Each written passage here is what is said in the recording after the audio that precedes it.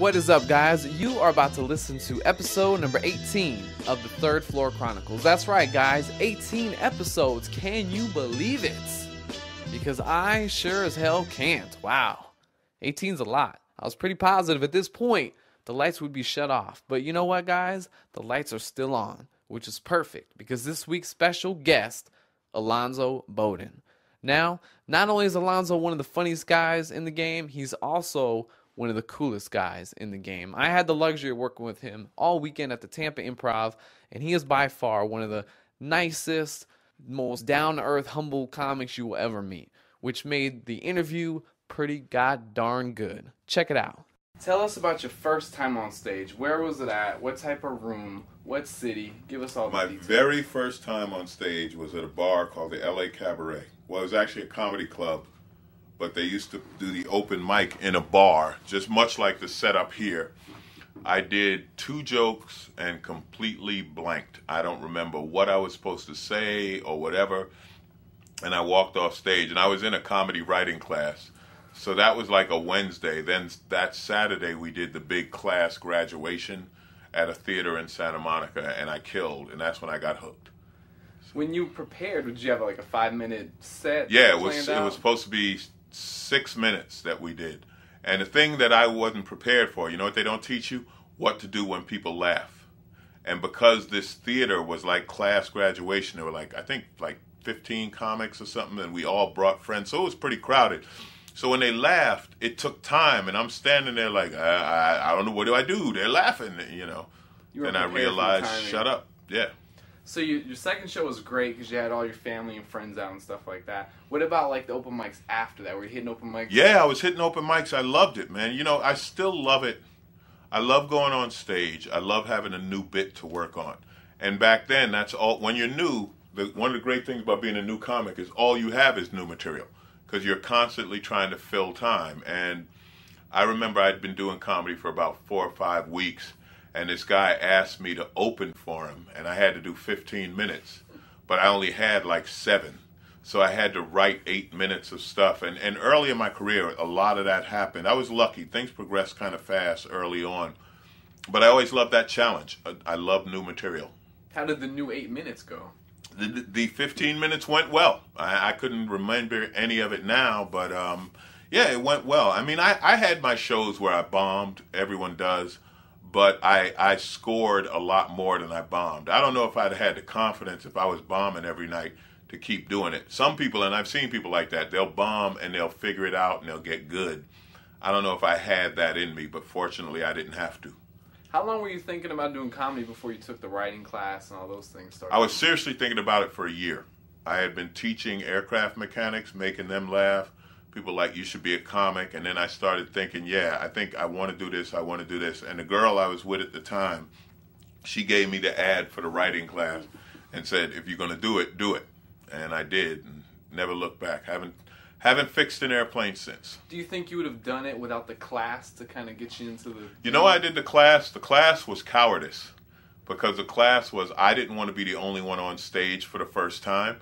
So I knew by taking the class, everyone there would be on stage for the first time. That's the only reason I did the class, although I did learn some good tips about writing that I still use. Well, that's a good follow-up question. What is your writing process like now versus maybe when you first started? Something strikes me as funny, and I'll write it down. And like the Penn State joke, which started out with, you know, the Catholic Church. Like, in my head, it's like the Catholic Church is looking at Penn State like, football is sacred, you know, and then I say that on stage, then I talk and some other stuff comes up and I write other stuff down and it grows from there. So I write down an idea and then I work it on stage and it keeps growing. So most of your writing is done on stage versus at home? No, I do it at home sometimes too, because sometimes I'll write something down and writing one thing will lead to writing another thing, will lead to writing another thing. But my writing process is that, physically writing it in a notebook as opposed to typing on a computer or whatever else. Something about writing, it works. Well, also, too, when you actually write, while you're writing, it gives your brain a little bit longer to think about as you're... Yeah, and the best time to write for me is after a show, because that's when my mind is in comic mode and I keep having thoughts of what's funny and how to expand. My biggest problem is I never get all of the jokes out of a premise. So I'll write 4 jokes, and then someone else will be like, man, there are 10 jokes in that, you know. And I wish I could learn to squeeze every bit out of a premise, but going back to your amateur days, what was one of the things you needed to work on in order to go from an amateur to maybe like a feature or some sort of paid comic? What did you have to focus on? That's a great question. Get to the laugh quicker. That was important. This guy gave me great advice. He said, write out the joke, write out every word, then start crossing out words you don't need. So that helped, because I started out doing some stories and this and that. Like, you do different kinds of comedy until you find out what you do, and I became a setup punch kind of guy. That's what I do. So I try to get to the joke quick, and then do the next joke and do the next joke. As opposed to guys who tell stories or guys who just have a stream of consciousness. You know, I'm a setup punch guy, which is why I've always done well with TV and comedy contests and stuff, because I can, any amount of time you give me, whether it be 90 seconds, 45 minutes, an hour, I can break up my jokes to fit that amount of time. You don't need to establish your character persona. You can just hit you it don't with a when joke you're right doing away. when you're doing TV, when you're doing a 4-minute set, you don't have time to establish something. You have to hit it and move on. It's like, I always say, that's the highlight film. You know, it's like ESPN. You know, you're doing Sports Center. You're not playing the whole game. You're giving them the highlights. When you get to play the whole game is when you get to stretch out. And you have to be able to do both. I think one of the great things about being an LA comic, and I started in LA because I didn't know I wasn't supposed to, but I learned early on, like, when you're in the city, LA, New York, doing comedy in a showcase show, you got to work quick. Then you go on the road and you stretch out. But you have to be able to edit between the two, because when you have a showcase for NBC, you got 7 minutes. When you're at the Tampa Improv, you got an hour. You got to be able to be funny for both. Going back to that, when you're working on new material, in your head, how much of a grace period are you giving it before you kind of put it on the back burner, maybe work on other material? I just keep trying to make it work, or sometimes I get bored with it. And then the other thing is, I do topical stuff, right? So something comes and goes. Like, now is great for me because now's the end of the year. So I get to do the year-end wrap-up set, and I can bring back all the stuff. But, you know, my Charlie Sheen jokes, like, they're gone. Charlie Sheen was in the news for X amount of time, then Charlie Sheen is gone. Crazy guy who says Jesus is coming back, he's in the news for X amount of time, then he's gone. But then other people, Sarah Palin will always be funny because her stupidity transcends time. You know, Barack Obama still, you know, he's the president. So I can talk about an old Barack Obama issue. It's still funny because he's still a president, but I'm certainly not doing George Bush material. Were you always a topical guy, or did you kind of... No, I developed that. I've become much more topical in the last 4 or 5 years. What do you think is the reason for that? I love it. Because I like new jokes, and because I'm a news junkie, I like reading the news, and I find that more interesting than my life. When you work on the road like you are right now, obviously you don't have a home club to try out material, so you're doing it on the road. Do you strategically place new material anywhere in your set? It is hard for me not to do new material first. They always say, you know, well, do the tried and true stuff and then bring the new stuff in. To me, I'm always so anxious to try the new stuff. That's what I want to open with. And sometimes it works. I mean, I've been opening with the bit about the chicken. You know, I absolutely have to open with that because that was so funny to me, to literally see a chicken walking down a main street. I had to talk about that right away. Now, next week, I'll find out if it's funny in a place where they don't know about it. But I think it'll always be funny that I, as a comic, have seen a chicken cross the road. You've done a lot of different rooms across your career. How can you describe to someone that's not used to it the difference between an all-white crowd and an all-black crowd, for your set in particular? Or is there any difference? Ideally, no.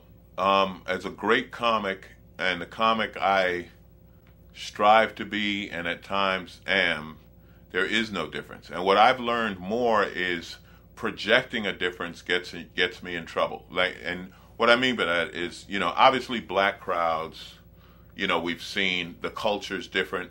the show might be, you might curse more, it might be more slang, you know, then, and I hope I never fall into that hacky, you know, well, you know, white people do this, black people do that, right? And then when you work for a white crowd, you might be more gentle, you might use less slang because they don't know it. Well, see, that's not who I am. I'm a black guy who grew up in the suburbs. I was bused to white schools, but you know, so I'm in between, and it's a very weird thing, but I try to do the act the same, and I've been guilty of not giving audiences enough credit.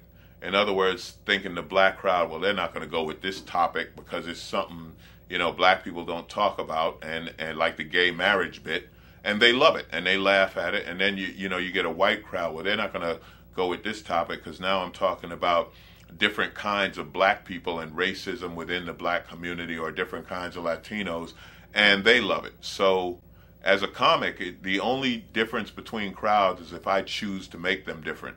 And over time and developing confidence and becoming better, I do that less and less. Franklin Ajay, who's just a brilliant comic writer and everything, he said he knew he was great when he looked out and the crowd was half black and half white. So that would be your goal, is to have the most diverse crowd possible. Yeah, and everybody does. You know, you want that. And there are certain comics who would do that. Sinbad, you know, you don't think of Sinbad as a black comic. Black people love Sinbad, white people love Sinbad. Sinbad is just a great comic. And there are others, he's just the one that pops into my head.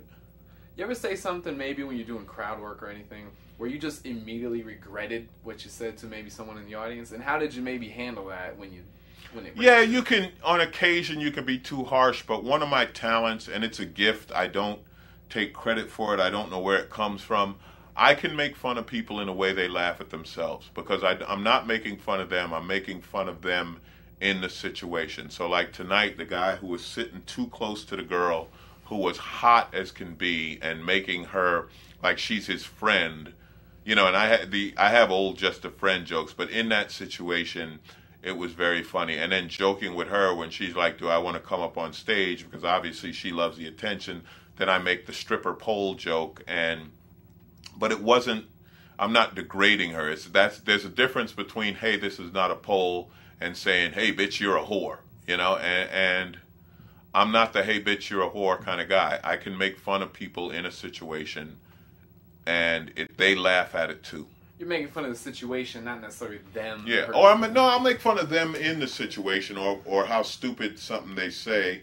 Sometimes people say things and you repeat it, or you just look at them and they realize. You know, when I ask a girl, what do you do for a living? And she's like, well, I went to graduate school and I got a job. Okay, now are you going to answer my question? You know, and I'm not saying, look, you're stupid, but she laughs about it because she realizes as soon as she said it how ridiculous that was. You can't let them know when they make you mad. There are times when they piss you off. Well, it'll be a heckler. Worse than a heckler is the person who keeps talking during the show. They don't shut up, and it's like background noise, and you want to go off on them, but you can't let them know that they make you mad.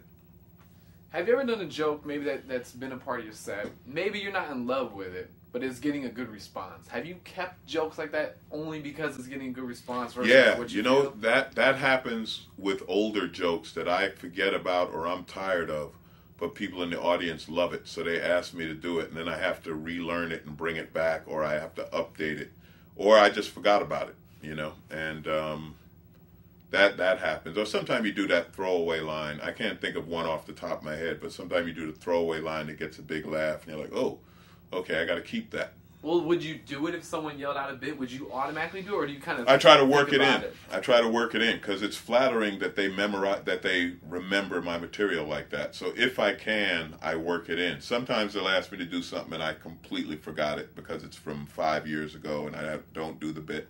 And as a comic, you always think the opposite. You always think they want new stuff. They want new stuff. So when they ask for stuff you've already done, you're almost thrown off by it. It's hard to find a balance, especially like when I did Last Comic Standing, and you know I'm on there for 2 seasons. I do a ton of material on TV, and we all talked about this. The difficult thing after the show was finding out.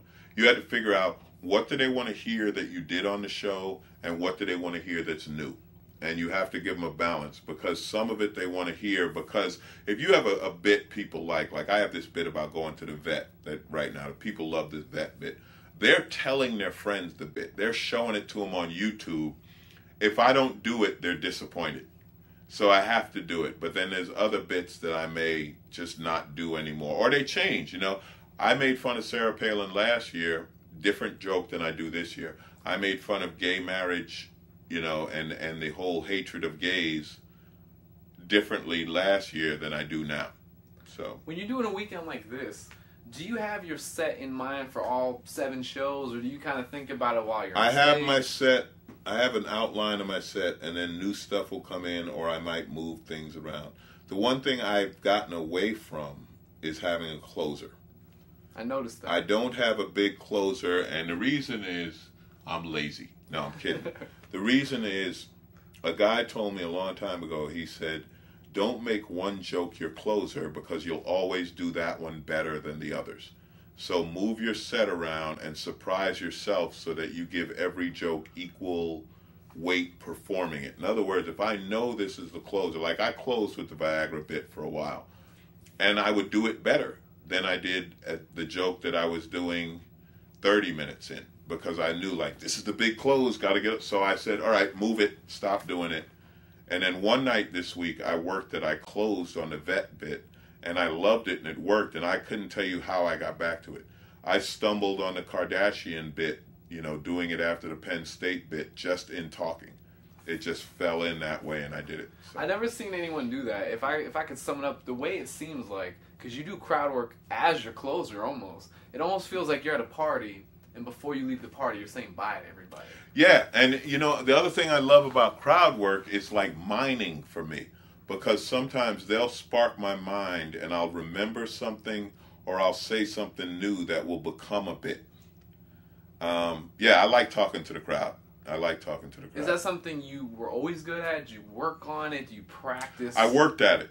I used to go to these bar gigs in East LA where they would heckle you just so I could get better at talking to the crowd. But it's like exercise for my mind. My mind works quick, so I have to practice doing it. It's something I like doing. Going back to Last Comic Standing, when you won that, was there an immediate turnaround with your audience size? Was it pretty much... when we were doing the show, and I was fortunate to be on season 2, was the biggest season they ever had, we were rock stars. The show peaked at 10, 12 million viewers a week. Everywhere we went, we were recognized. All shows were sold out. But that's because you're on TV. So people see you on TV Tuesday, and you're in the club Thursday, Friday, Saturday. They all come out. So that was a great experience. Unfortunately, I didn't know how to market it and use it to maintain that audience. Explain that. Marketing is part of this business. Some people are very good at marketing, whether it be online or, flyers, promo, this or that. I've always been more interested in the comedy than the marketing. You have some people who are great comics, you have some people who are great marketing, then you have a lot of people who are somewhere in between who do both. I wasn't great at marketing, so I didn't maintain the audience from Last Comic, but it definitely improved my audience and improved my recognition. Was there any negative impact to so much success off a show None. like that? None. Some people had bad experiences with Last Comic. I have known. I'm even still friends with Jay Moore, who a lot of people left the show with resentments or they had beefs, and then it is whatever it is. But no, I had a great experience with the show. I don't have any negatives. The show is not perfect. Obviously a lot of comics have resentments about the show, and no, you can't judge comedy in a subjective way the way you keep score in a football game. And winning Last Comic Standing doesn't mean I'm a better comic than, Gary Goldman or Kathleen Madigan or Rich Voss or Ralphie May or whoever on any given day. It was just at that night with that set, that audience liked me more. That's what it means. And I once heard Isaiah Thomas say something. Isaiah Thomas won, and this is before your time, Joe. You'll have to Google this. He won the MVP of the NBA All-Star Game. And he said, something? Today, I'm the best basketball player in the world. just for today, I'm the best basketball player in the world. So that's what it's like. When you win Last Comic Standing, you're like, today, I'm the best comic that, you know. Nice. A couple more questions will get you out of here. Define killing. When you own them. When I can take them anywhere my mind goes and they come with me. They get it. They're along for the ride. That's when you're killing. You're unconscious of the laughs and applause breaks. Or sometimes it's like dominant, like, I'm going to make you guys laugh so hard. You guys are going to clap. I'm going to get an applause break. Bang, bang, bang, bang. But yeah, it's a connection you make where they're in and they're going where you take them. Flip side of that, give us your best bombing story at any point. Oh, best bombing story. Absolutely. I'll never forget it because it happened at a club called Manhattan Proper, which was right in the neighborhood I grew up in Queens in New York. I went home and bombed horribly. It was 93. How long were you doing comedy? Less than a year. And I had gotten booked to do the Apollo Comedy Hour because I had opened this show for Tommy Davidson, and the people from the Apollo were there. And they were like, wow, you're great. We want you to do the show. Well, the Apollo Comedy Hour was on TV, so you had to work clean. And this is when Def Jam was the biggest thing on earth. So Manhattan Proper, black comedy club in New York, I go in as a new comic. I start working clean. They didn't boo me off stage. They booed me out of the club onto Linden Boulevard. I was out of the club and on the street before they stopped booing. And you know, it hurt. It hurt. And then when I did the Apollo, the set worked. It worked on the show, on the TV show. What do you think it was at that moment in that time? I was weak. They challenged me, and I was scared. You were ready, maybe, crowds for that? smell fear. Crowds are like Dobermans. The crowd smells fear, and if they smell any fear, they exploit it and tear you apart, or they just ignore you, one or the other. And this was a crowd that tore me apart, ran my ass off. And you know, had I been doing comedy for 5 years, I'd have been ready for him. I'd have been ready to talk shit back to him. You know, today I'd be ready for him. But at that time, I was a rookie. All I had was my set. And my set wasn't going for a minute. How often, if at all, do you think about that one specific story? Only when people ask me about it. You know why? Because all of those people are unemployed right now, and I've been on television, so I win. Thank you, my friend. Thanks, Joe. Well, there you have it, folks. Episode number 18 is in the books. And if you like what you heard from Alonzo, make sure you check him out online, AlonzoBoddenLive.com. Or do what everybody does and just Google his name. That way you get the Twitter stuff, you get the iTunes stuff, the YouTube videos. Go to Amazon. Make sure you get his latest special called Who's Paying Attention. I promise it'll be one of the funniest things you get.